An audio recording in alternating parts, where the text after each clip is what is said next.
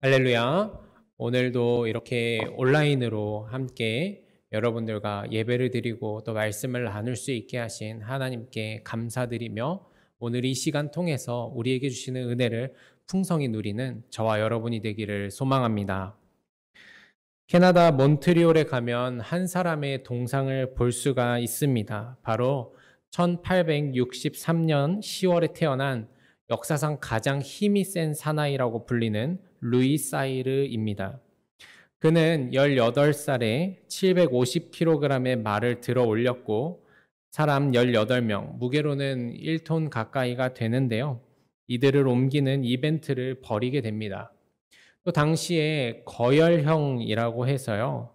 말에 사람을 묶고 채찍질을 해서 말이 각기 다른 방향으로 뛰어가게 해서 사람을 처형시키는 방법이 있었는데 이 루이 사이르가 그 처형 방식을 힘으로 버텨냅니다. 이런 일들로 유명세를 탄 그는 왕실에서도 요즘 말로 차력쇼라고 하지요. 차력쇼를 하게 되고 한 손으로 사람 2명 들기, 작은 코끼리 무릎 위에 올리기 등등의 일들을 합니다.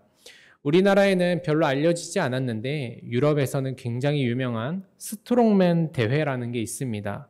이 대회에 100년이 지난 지금까지도 깨지지 않는 역사적인 기록을 가진 사람이며 공식적으로 역사상 가장 힘이 센 사나이라고 합니다. 마찬가지로 성경에서 가장 힘이 센 사람이 누구냐라고 물어본다면 대부분의 성도님들은 아마 오늘 이 성경의 주인공인 삼손을 이야기할 것입니다.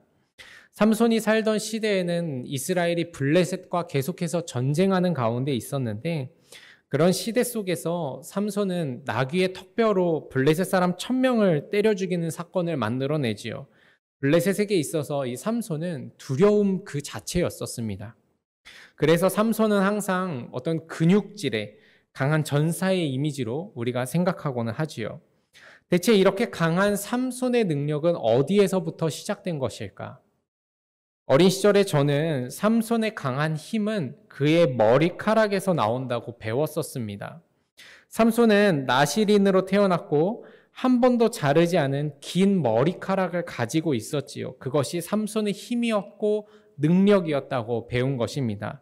사사기 16장 17절에 보니까 삼손이 진심을 드러내어 그에게 이르되 내 머리 위에는 삭도를 대지 아니하였나니 이는 내가 모태에서부터 하나님의 나시린이 되었음이라.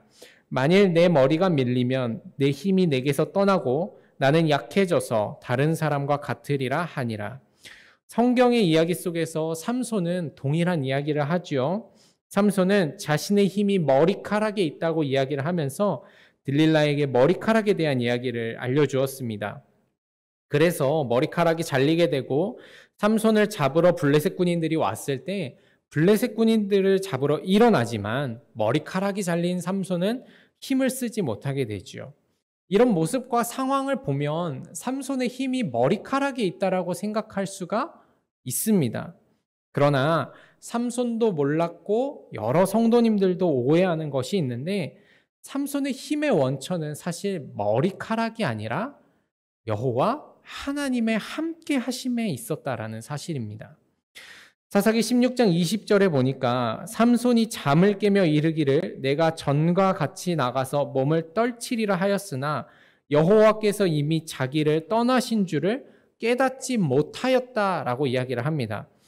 성경은 삼손이 머리카락이 잘려서 힘을 잃은 것이 아니라 여호와 하나님이 떠나심으로 말미암아 힘을 잃었다라고 말합니다. 다시 말씀드리면 삼손이 머리카락이 잘려서 힘을 잃은 게 아니라 머리카락이 잘릴 때 하나님이 떠나셨기 때문에 삼손은 힘을 잃어버린 것입니다. 그렇다면 왜 하나님은 삼손의 머리카락이 잘렸을 때 그를 떠나셨을까요? 삼손은요, 나실인이었습니다. 여기서 나실이라는 말은 히브리어로 받쳐진 또는 헌신된 이라는 의미의 나자르에서 유래하는 단어인데요. 그러니까 나실인의 의미는 사실 받쳐진 사람, 헌신된 사람이라는 뜻입니다. 그래서 나시린은 특별한 목적을 가지고 하나님 앞에 드려지고 구별된 사람을 말합니다. 보통 나시린은 태어나면서부터 정해지는 게 아니라 일정 기간 동안 정해집니다. 그래서 1년이면 1년, 3년이면 3년, 10년이면 10년 이런 식으로 하나님 앞에 드려지는 것이지요. 그런 의미에서 보면 삼손은 아주 특별한 사람이었는데요. 왜냐하면 그가 태어나면서부터 나시린으로 구별된 사람이었다라는 것이에요. 사사기 13장 5절 말씀을 보니까 보라 내가 임신하여 아들을 낳으리니 그의 머리 위에 삭도를 대지 말라. 이 아이는 태에서 나옴으로부터 하나님께 바쳐진 나시린이 됨이라. 그가 블레셋 사람의 손에서 이스라엘을 구원하기 시작하리라 하시니. 하나님은 삼손에 대한 특별한 계획이 있으셨고 삼손을 통해서 이루고자 하는 일이 있으셨기 때문에 삼손을 그의 어머니 뱃속에서부터 나시린, 구별된 사람으로 준비하셨던 것입니다. 민수기 6장 1절에서 8절에 보면 나시린으로서 하나님께 드려진 사람들이 지켜야 하는 규례에 대한 이야기가 있습니다. 간단하게 정리해보면 다음과 같은 것인데요. 첫 번째로는 발효된 포도, 포도즙, 포도씨앗, 건포도 등 포도나무에서 나온 모든 것들은 먹지 말아야 합니다. 두 번째는 머리카락을 헌신의 기간 내내 자르지 말아야 합니다. 세 번째는 죽은 시체는 만지지도 말고 가까이 가지도 말아야만 합니다. 사실 삼손은요, 이러한 규례들을 계속해서 어겨왔었습니다. 사사기 14장 5절에서 9절 보면 삼손은 사자를 때려 죽이기도 하고 그 몸에 나온 꿀을 손으로 떠서 먹기도 합니다. 또 아까 얘기했던 블레셋 군인 1000명과 싸울 때도 나귀의 턱뼈, 그러니까 나귀의 시체에서 건져낸 무기를 가지고 싸우는 거죠. 또 삼손은 이 파티를 굉장히 좋아하는 사람이어서 이방 사람들과 일주일씩 파티하고 놀고 이랬습니다. 그러나 삼손이 이런 규례들을 다 어겼을 때도 하나님은 떠나지 않았는데 그렇게 인내하시던 하나님이 이 삼손이 머리카락을 잘랐을 때는 떠나셨다라고 하는 거예요. 그렇다면 왜 하나님은 삼손의 머리카락과 함께 그를 떠나셨을까? 말씀을 묵상하던 가운데 깨닫게 된 것이 하나 있습니다. 그것은 이 머리카락은 다른 규례들과는 다른 조금 더 특별한 의미가 있다라는 것입니다. 물론 다른 나시린의 규례들도 반드시 지켜야만 합니다. 그 규례들을 가볍게 여기는 것은 아니지만 삼손의 머리카락은 삼손이 끝까지 지켜야 하는 모습이었습니다. 그것은 이 머리카락이 바로 내가 나시린입니다라고 하는 겉으로 드러나는 모습이었다라는 것이지요. 자동차를 가지고 운전을 하다 보면 때때로 보게 되는 게 있습니다. 이렇게 가끔 앞차의 뒷부분에 보면 이렇게 물고기 모양의 스티커가 붙여져 있는 걸 보게 될 때가 있어요. 또 어떤 차들은 이 빨간 스티커에 극동 방송, 이래서 라디오 주파수가 이렇게 붙여져 있는 스티커를 볼 때가 있습니다. 또는 마주오는 차에 이 앞유리 너머로 보이는 그 백미러에 십자가가 걸려 있는 것들을 보게 됩니다. 그런 걸 보면은 저는 그렇게 생각을 해요. 아, 저 차주가 교회 다니는 사람이구나. 이런 생각을 좀 하게 됩니다. 마찬가지로 고대 이스라엘에서는 머리가 특별하게 긴 사람들을 보면 생각하는 거예요. 아, 저 사람 하나님 앞에 드려진 사람, 나시린이구나. 머리카락을 자르지 않는 것은 나시린이라고 하는 것을 드러내는 모습이라는 것이지요. 나시린에게 머리카락은 내가 나시린이람을 드러내는 구별될 사람이라는 것을 보여주는 모습이라는 것입니다. 삼손이 머리카락을 잘랐다는 말은 무엇인가? 이제 내가 나시린이라고 하는 모습을 다 잃어버렸다라고 하는 말과 동일한 것입니다. 끝까지 지켜야 하는 나시린으로서의 모습을 완전히 잃어버렸다라는 사실이지요. 하나님은 왜 삼손의 머리카락과 함께 그를 떠나셨을까? 삼손이 끝까지 지켜야만 하는 나시린으로서의 모습을 완전히 잃어버렸기 때문에 하나님은 더 이상 삼손과 함께하지 않으시는 것입니다. 여러분, 오늘의 이야기를 두렵고 떨리는 마음으로 읽으시고 들으시기를 소망합니다. 삼손의 머리처럼 우리에게도, 아니 저에게도 끝까지 지켜야만 하는 성도의 모습이라고 하는 것이 분명히 있다라는 사실이지요. 삼손이 나실인으로서 머리카락을 자기 목숨처럼 지켜야만 했듯이 우리가 성도로서 목숨처럼 지켜야만 하는 것이 있습니다. 만일 우리가 지켜야 할 그 모습을 지키지 못한다면 우리가 가지게 된 성도의 능력, 하나님의 함께 하심을 삼손처럼 잃어버릴 수 있다라는 사실입니다. 그렇다면 끝까지 지켜야 하는 성도의 모습은 무엇일까? 우리가 알고 있는 수많은 성도의 모습들이 있지만 끝까지 지켜야만 하는 모습이 있습니다. 그것은 바로 예배입니다. 특별히요, 주일날 드리는 예배입니다. 자신이 그리스도인이라고 말하는 사람 중에 성경 읽지 않는 사람 정말 많습니다. 또 내가 성도라고 말하면서 기도 생활 안 하는 사람도요, 얼마나 많은지 모릅니다. 그리스도인이라고 하면서 절대 하면 안 되지만 술과 유흥을 즐기는 사람도 있고, 내가 교회 다닌다고 하면서 자신의 혈기를 다스리지 못해서 문제를 일으키는 사람도 있습니다. 그럼에도 불구하고 성도라고 불리는 사람들이 가장 기본적으로, 기초적으로 지키는 것이 있다고 한다면 그건 예배입니다. 따라서 예배는 내가 성도임을 나타내는 나실인의 머리카락과 같은 것입니다. 여러분, 우리가 예수님을 믿고 난 뒤에 가장 처음 하는 일이 무엇인지 아십니까? 바로 주일날 머리 감고 세수하고 교회에 가서 예배 드리는 겁니다. 내가 예수 믿었다고 다음날부터 성경 읽는 사람 거의 없습니다. 내가 예수 믿었다고 다음날부터 기도하는 사람 거의 없습니다. 예수 믿고 다음날부터 철야 기도하는 사람 없습니다. 그러나 예배는 갑니다. 주일에 예배 간다는 사실은 성도의 가장 특징이 되는 모습이다라고 할 수 있는 것이지요. 그래서 우리가 예배 가는 사람이라고 하면 성도라고 불러주는 것입니다. 그렇습니다. 여러분, 성도의 시작은요, 예배이고요. 마찬가지로 성도가 끝까지 지켜야 되는 모습도 예배인 것입니다. 코로나 이전에 우리는 다양한 모습과 형태로 예배를 드렸었습니다. 그래서 성도라고 하면 다 예배는 드렸었습니다. 그런데 그래서 그때의 예배에 대한 설교는 대부분 이런 내용이었습니다. 종교적이고 형식적인 예배가 아닌 진정으로 예배 드려야 합니다. 이런 내용을 가지고 우리는 말씀을 전했고 들었습니다. 그런데 코로나가 일어나고 이제 교회에서 예배 드리기가 어려워졌습니다.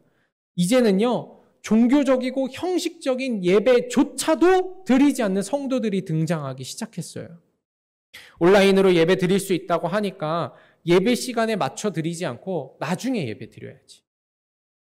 그러고 있다가 이제 예배 드리지 않는 사람도 있습니다. 또 어차피 누가 보지 않으니까 그냥 주일에는 놀러 가는 성도님들도 생겼습니다. 너무 편안하고 너무 좋은 거예요. 이런 상황 속에서 오늘 말씀을 묵상하는데, 우리가 잊혀졌던 메시지를 다시 전해야겠구나 하는 마음이 제 안에 들었습니다.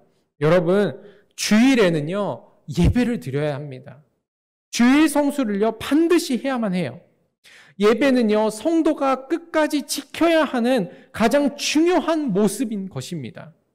예배 드리는 모습이 사라지면 우리는 그 사람을 더 이상 성도라고 부를 수가 없는 것입니다. 성경은 우리에게 끊임없이 예배에 대해 강조하고 있습니다. 성경 읽는 것보다, 기도하는 것보다 더 강조되는 것이 있다면 바로 예배입니다. 여러분, 성도는요, 교회는요, 어찌 되었든지 예배가 살아야 생명력을 가지는 것입니다. 철학자 볼테르는 이런 말을 했습니다. 기독교를 죽이고 싶으면 주일을 없애면 된다. 1950년 6월 25일 주일 아침, 대한민국에는 잊을 수 없는 상처가 새겨졌습니다. 바로 6.25 전쟁이 발발한 것이지요. 수도인 서울이 금세 함락되고 피난민들은 부산까지 고생을 하면서 대피하게 되었습니다. 그리고 놀라운 현상이 부산에서 이루어지기 시작했는데요. 바로 부산에 피난민들 교회가 생겨나기 시작한 것입니다. 그래서 부산에 있는 오래된 교회들은 대부분 1968년을 전후로 해서 생겨난 교회들이라고 합니다. 부산에 있는 이런 피난민 교회의 대표적인 교회가 부산 영락교회인데, 이 영락교회의 역사를 살펴보면 이런 이야기가 있습니다. 북괴군의 남침 보도를 들어서 불안한 마음을 금할 길이 없었으나 예배를 드리기 위해 4,000명의 교우들이 예정대로 모였다. 이날은 건축액 부족액 1천만 환을 헌금하기로 한 날이었다. 헌금한 결과 목표액을 넘어서는 1,200만 환이 헌금되었다. 여러분, 우리 대한민국 교회는요, 이 전쟁통 속에서도 주일 예배만큼은 지켜내었던 그 신앙으로 세워진 교회인 것입니다. 그렇게 주일을 지키고 예배의 생명력을 가지고 한국교회가 이만큼 부흥한 것 아닙니까? 오늘날 여러분, 우리는 코로나로 인해서 예배드리지 못하게 되었습니다. 그런데 그렇다고 해서 이 예배를 우습게 여겨서는 안 된다라는 사실입니다. 오히려 이런 상황이니까 내가 성도로서 어떻게 예배할 수 있을까? 더 고민하고 더 치열하게 예배해야지 된다라는 거예요. 요한복음 4장에는 예수님께서 사마리아 여인과 만나는 이야기를 소개합니다.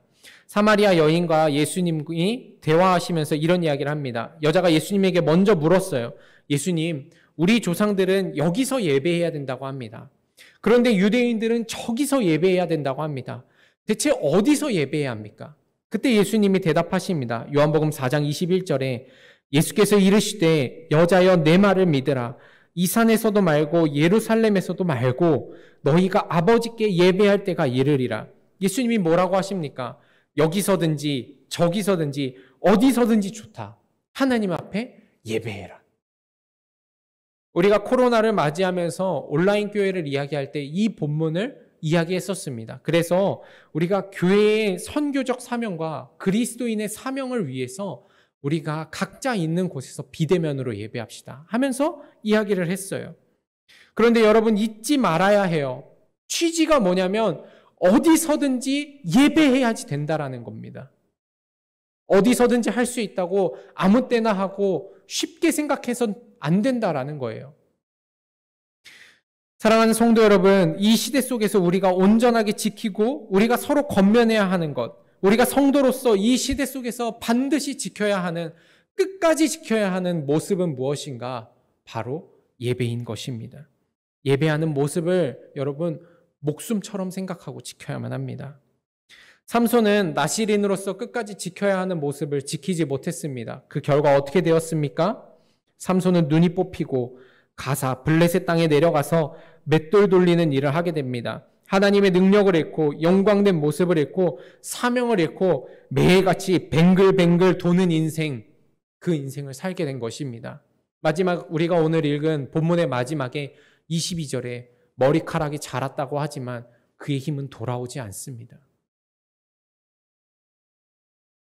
그가 끝까지 지켜야 할 나실인의 모습을 지키지 못했을 때 그는 능력을 잃고 세상에 패배하여 매일같이 똑같은 곳을 뱅글뱅글 도는 인생이 되었던 것입니다. 우리도 마찬가지입니다. 여러분, 예배를 회복하시고 예배의 모습을 놓치지 않으시기를 소망합니다.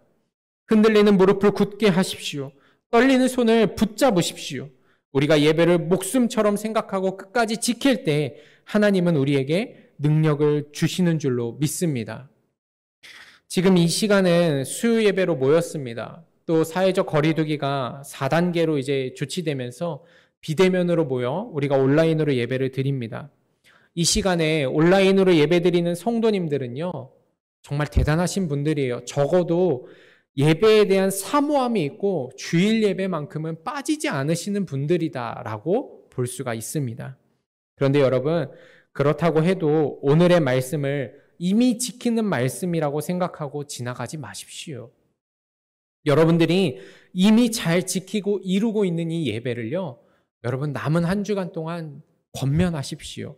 각속회의 예배를 잃어버린 속도원에게 예배를 권면하십시오. 필요하시다면 오늘 설교를 통해 받은 은혜를 전하십시오.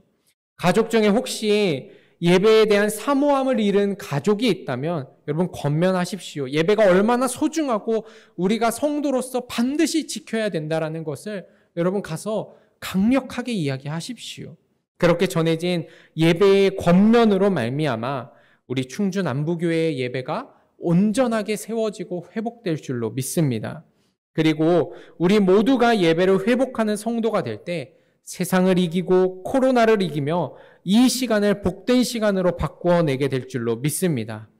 끝까지 지켜야 하는 성도의 모습, 이 예배의 모습을 온전하게 지켜서 하나님이 세상 끝날까지 함께 하시는 교회와 성도, 우리 모두가 되기를 소망합니다.